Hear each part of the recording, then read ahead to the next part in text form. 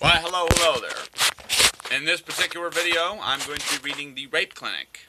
The first one, which is a piece, a collaboration piece between a good friend of mine and myself about it's a parody, a dark comedy about a woman who is, well, she goes to get an abortion, but instead gets raped and then dragged into the streets and, has rotten tomatoes and poop and piss bottles thrown at her from pro-life, anti-abortion activists.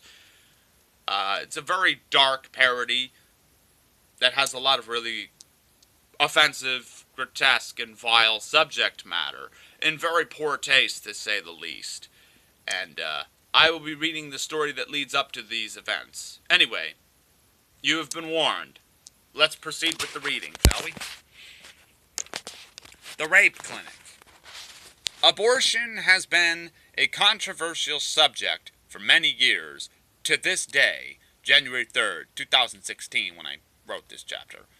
It continues to be a source of heated debates, fervently vigorous rivalries, and the most prominent demise of tens of thousands of unborn babies.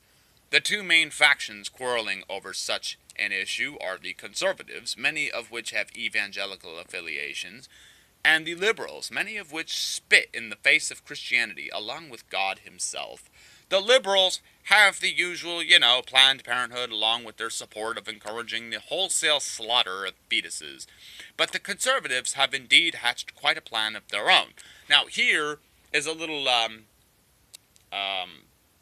foreshadowing into another chapter, where you see an abortion doctor performing an abortion with some sort of bizarre machine that not only is an abortion vacuum / chair, but is also a jukebox too, all with foot pedals, kind of like a pipe organ. And then he takes the fetus and throws it to his dog as if it's a tennis ball, and the dog goes woof woof. I know, pretty. And there's a woman with a heroin needle in her leg. I don't really know why I depict that, because people don't really shoot up heroin in fucking abortion clinics. But, for shock value, I figured I would add it in there, because I figured it was kind of fitting, Anyway. You see, at one time, a fellow named Todd Aiken had audaciously come up with the phrase, legitimate rape. Though later on really relishing the concept, he regretfully had to put his foot in his mouth due to political and social backlash. Some conservatives secretly hatched a plan to take this to the extreme. In essence, what was to happen was a pretend or phony bolony abortion clinic would be in operation.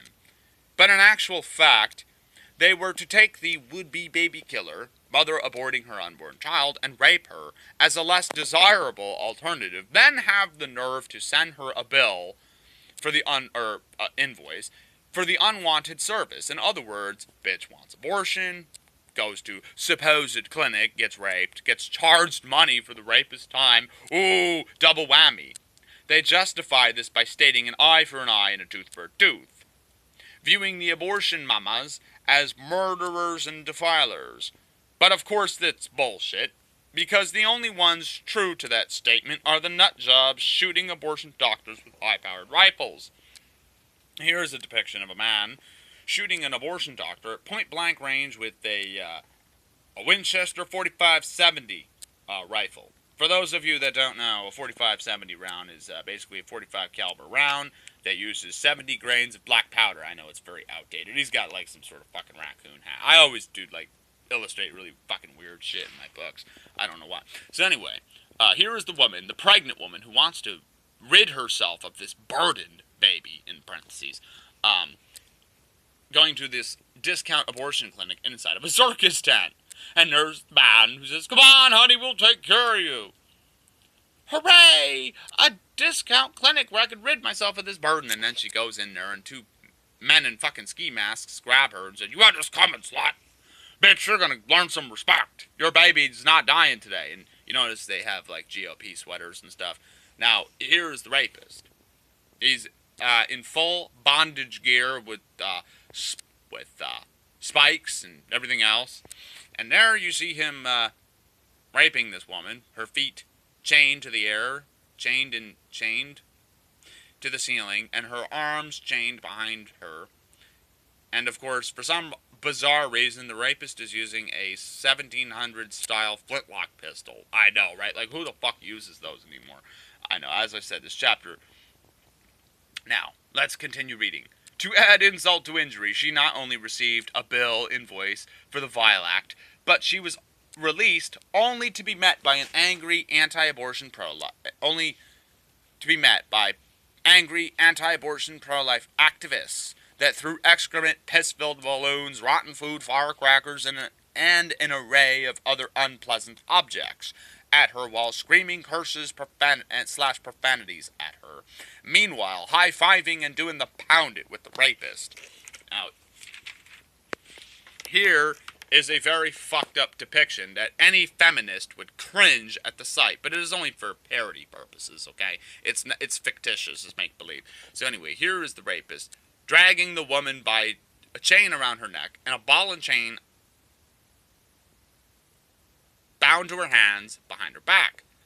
Now here's a bunch of pro-life activists throwing excrement, urine-filled bottles, rotten food at her, so forth. And there's a weird woman that says, "Big, strong man, would you give me a baby?" And there he is doing the pound it with some fucking pro-life redneck motherfucker. And, I mean, just a bunch of stupid fucking redneck fucks, you know, a bunch of fucked up people. So this chapter also makes fun of the pro-life crowd as well. I don't know. It doesn't really, I don't know, whatever. It's a fucked up depiction. I know, right? Very iconic, though, in its nature. Anyway. Just get a good look at that. And let that sink in. Okay. Shall we continue with the chapter? What you see above is a congregation of pro-life, anti-abortion dumb fucks throwing excrement, firecrackers, rotten food, etc. at the rape victim because she tried to get an abortion. Meanwhile, the rapist is parading his victim on a chain leash while patronizing his fans, including some dumb corn-pwned cunt, or female corn pone, look it up, is feeling up the rapist's ass while asking him to get her pregnant. It just goes to show how fucking dumb people can actually be.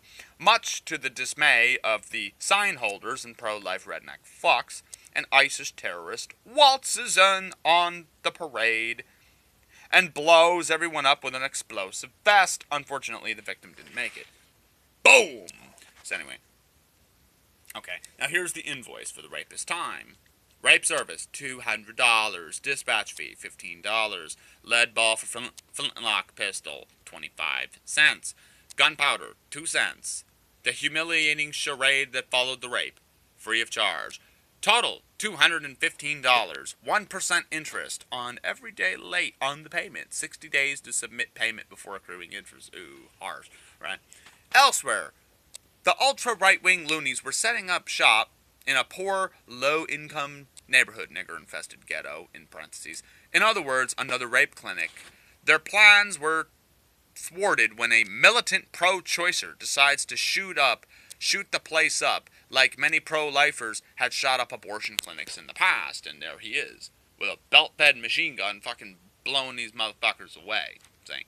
And they're all pooping in their pants. Well, post-mortem shit, right? And that's the end of the chapter, I guess. Anyway, I hope you enjoyed. Stay tuned for the Planned Parenthood House of Horrors, which is another great chapter I have been working on. Very offensive, but very funny for the right individuals. Anyway, many of these newer chapters I have been reading are going to be in either Volume 5 or Volume 6. So anyway, I hope you enjoyed. Don't forget to thumbs up, subscribe, and tell your friends, okay? And I will see you next time on the official channel of Twisted Story Asylum. Alright, have a wonderful day. Bye-bye.